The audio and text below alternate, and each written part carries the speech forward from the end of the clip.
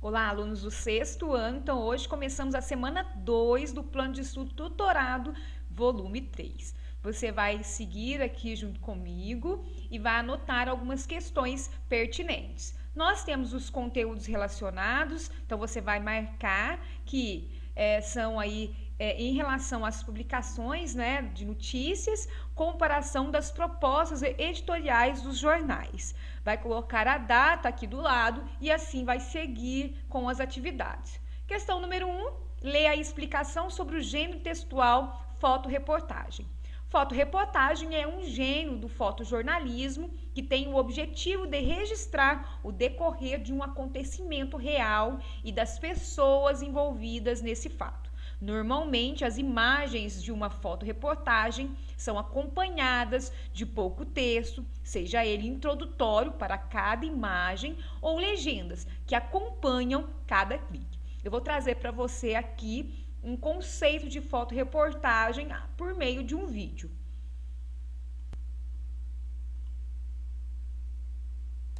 A fotoreportagem, como o nome já sugere, é uma variação da reportagem centrada para valer nas imagens. A fotoreportagem é um gênero curioso porque ela reproduz de forma muito enfática a metáfora que gira em torno do jornalismo, né? Que é esse retrato, essa fotografia do cotidiano e do real, porque por meio da fotoreportagem o jornalista se coloca de uma forma muito mais sintética. Não é um texto repleto de palavras, não, muito pelo contrário, é um gênero muito mais visual, é um gênero muito mais imagético. Então a fotoreportagem vai relatar a realidade por meio de imagens. Pensa na estrutura, por exemplo, de uma história em quadrinhos, que é uma história ficcional, com desenhos, com registros gráficos. Lembra que a gente tem aqueles quadros, aquelas estruturas? A fotoreportagem também vai ter quadros, mas quadros reais. E como é que o jornalista se posiciona nesse momento? Qual é o ponto de vista dele se nós não temos textos e palavras? O ponto de vista vem por meio das imagens, a escolha, a seleção dos melhores ângulos para reproduzir um fato.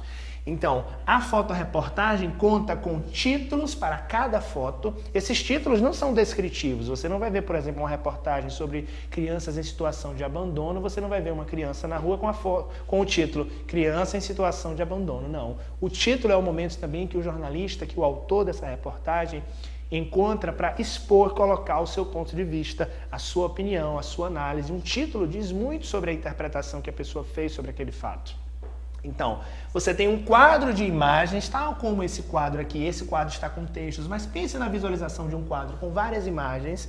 Nós temos a imagem, essas imagens recebem títulos e essas imagens também recebem legendas, com pequenas informações, 2 ou 3 linhas, que complementam aquilo que está sendo visto. Porque lembra que aqui, como eu consigo escrever bastante, aprofundar bastante, aqui eu preciso ser sintético e fazer um diálogo eficiente entre a imagem e entre a legenda, o que nem sempre é tão fácil, exige uma criatividade maior. Então, imagens, títulos, legendas e complementos. Um dado, por exemplo, pode ser que não esteja tão claro naquela foto, então a legenda tem uma função complementar. A legenda não vai descrever o que eu estou vendo, hein? Eu não preciso de uma descrição daquilo que eu estou vendo, porque se eu fizer isso, se eu descrever textualmente a imagem, eu estou perdendo a função principal de uma fotoreportagem, que é retratar a realidade por meio de imagens. Então, o texto é um complemento, uma informação a mais que a fotografia não consegue dar conta. Então, títulos, imagens, legendas e uma sequência que busca informar e impactar. A sequência criada por meio de uma fotoreportagem, ela não é aleatória, ela é como se fosse uma historinha mesmo que você está contando por meio de imagens. É comum que fotoreportagens sejam publicadas em relação a fatos muito relevantes, muito sérios, momentos de tristeza, momentos de grande alegria, fatos bastante relevantes para a sociedade, porque nesse momento é possível captar a essência do fato por meio de imagens mais impactantes. A fotoreportagem não é um gênero tão comum, não é um gênero do cotidiano jornalístico. Muitas vezes sai numa edição especial de domingo, ou o site publica exatamente por conta da relevância temática. Voltando aqui no material, agora leia o texto abaixo e responda. Mãos à obra, por Marcos Zanuto. A evolução do homem está diretamente ligada à utilização das mãos como ferramenta de trabalho. Neste dia do trabalho, o ensaio fotográfico se propõe a ilustrar diversas atividades profissionais desenvolvidas especialmente com as mãos. É uma forma de homenagear os trabalhadores que colocam suas mãos a serviço da comunidade, tirando delas o seu sustento. Então, nós observamos as imagens, lembramos da explicação sobre fotoreportagem. Letra A. Marque um X para as características do gênero fotoreportagem. É um gênero textual que tem grande carga informativa e ou narrativa. Conta com um texto longo e faz uso da imagem como apenas uma ilustração do texto. Traz um texto objetivo que serve como guia para que o leitor compreenda as fotografias. Letra B. Do que se trata essa fotoreportagem? Então, você vai voltar no texto e também nas imagens e vai colocar a resposta de forma completa. Letra C. O que pode ter motivado a criação dessa fotoreportagem? Você que leu comigo vai observar que nós temos aqui, não é, um dia específico, não é, para então fazer aí a divulgação desse ensaio fotográfico. Continuando, letra D, qual a importância das fotoreportagens na sociedade? Você vai voltar no vídeo que estava explicando fotoreportagem e vai colocar a importância, tá? E de forma completa. Letra E. Se você pudesse escolher um tema para uma fotoreportagem, qual seria? Você vai colocar o tema e também vai colocar o porquê, tá ok? Questão número 2, leia o texto abaixo e responda. Entrevista com Larissa Manoela. Eu vou mostrar o Instagram da Larissa para vocês lembrarem quem é essa artista.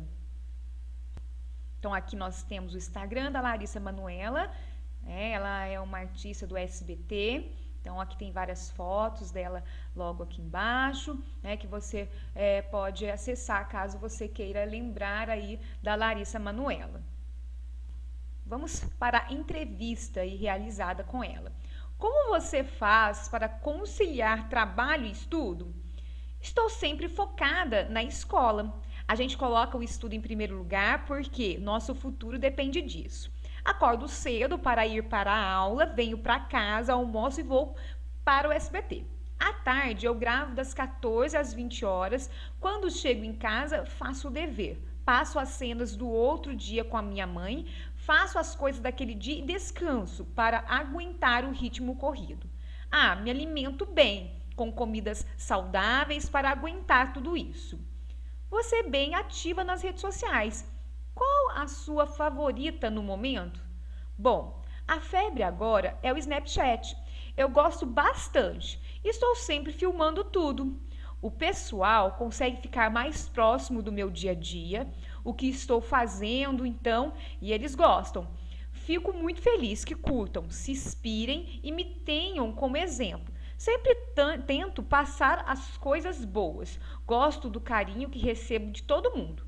Também tenho o Instagram, do qual vivo postando fotos. Estou muito feliz com meus seguidores que vêm aumentando a cada dia. Já tenho 3 milhões e é bem gratificante esse carinho. Também tenho o Twitter e vou lançar meu canal no YouTube. É ótimo tudo o que está acontecendo e o apoio que recebo dos meus fãs. Conta pra gente, quem são os seus ídolos? Eu gosto muito da Selena Gomez como cantora e adoro o que ela faz. A garota é muito profissional. Tem o Justin Bieber, que é talentoso e tem músicas incríveis. A Demi Lovato, a Taylor Swift, Katy Perry e Beyoncé, que é a diva das divas. Admiro muito esses cantores que atuam no Brasil, né? Aí, no caso, no Brasil, o que mais gosto são as blogueiras e youtubers. Me inspiro nas maquiagens, nos looks, me identifico bastante. Gosto de acompanhar os canais e seguir nas redes sociais. Então, aqui nós continuamos com as questões e a letra A. A linguagem utilizada nas redes, ou nas respostas, no caso, né, de Larissa Manoela, foi predominantemente formal. Quer dizer, utilizou a parte da norma culta em todo o texto? Ou ele foi assim, a linguagem, quer dizer, foi mais informal, quer dizer, utilizou algumas variantes para aproximar o leitor? Eu me lembro, né, que quando nós falamos sobre variedades linguísticas, nós abordamos o uso do pra e do para. E aqui eu observo que há esse uso nesse texto, né, até pela parte de quem entrevista. Então, né, será que é informal essa linguagem utilizada? Ou no caso é culta? Ou profissional, quer dizer, ela utiliza palavras do ambiente profissional dela. Então você vai colocar, né, o que predomina, tá, dentro dessa entrevista. Continuando, letra B, a que público se destina esse tipo de entrevista? No caso, você acha que é adultos, crianças, jovens, você vai colocar e justificar.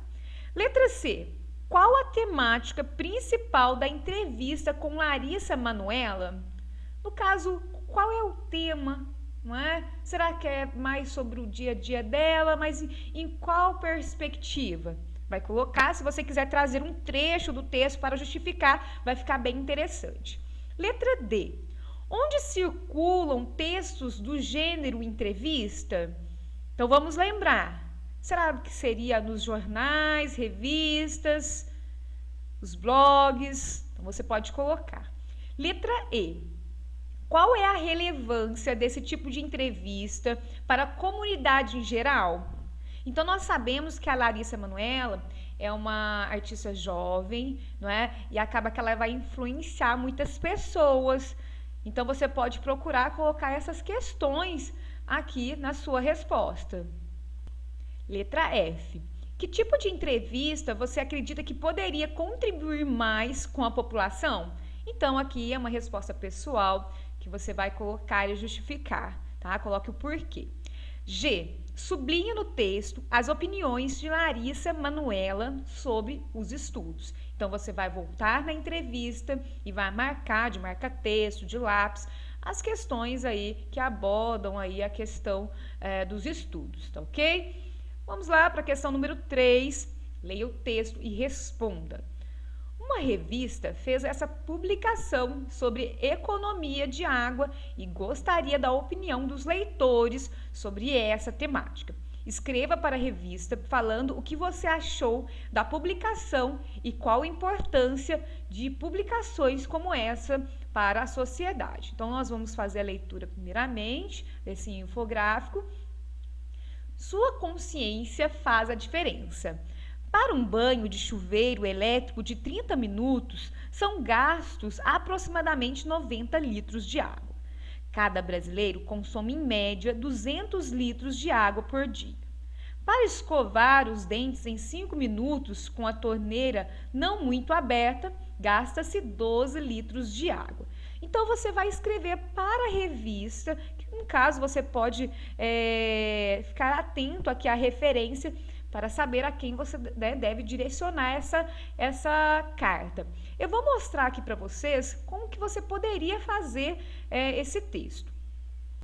Você está observando aqui que primeiramente você deve colocar o local e data. Então, você vai colocar a cidade a qual você está neste momento e também a data. Por exemplo, São Paulo, Minas Gerais, né? Aí você escolhe um estado, né? E depois você vai pensando, né, na localidade. Minas Gerais, no caso, nós temos Varginha, Alfenas. Então, coloca Alfenas, 15 de março de 2020, né? Estou supondo uma data aqui aleatória. Então, você vai colocar essa data, tá ok? No caso, você vai usar o vocativo, que é como se fosse um chamamento, e direcionar a quem você está aí direcionando essa carta. No caso, você vai colocar o corpo do texto, que seria a sua opinião, né, sobre o infográfico, e depois você vai colocar uma despedida e colocar a sua assinatura. Então, essa é a forma mais rápida aqui de nós termos essa construção da carta. No caso, o espaço do material impresso é pequeno, então você pode colocar uma folha à parte ou fazer no caderno. Continuando aqui, número 4. Leia os textos a seguir e responda as questões. Texto 1. Hábitos alimentares de 6 lugares no mundo que são ótimos para a saúde. 1. Japão, menos carne vermelha e mais mastigação. 2. França, comer com moderação, mas apreciando o prato de verdade. 3. Países nórdicos, né? Frutas vermelhas e peixes de águas profundas.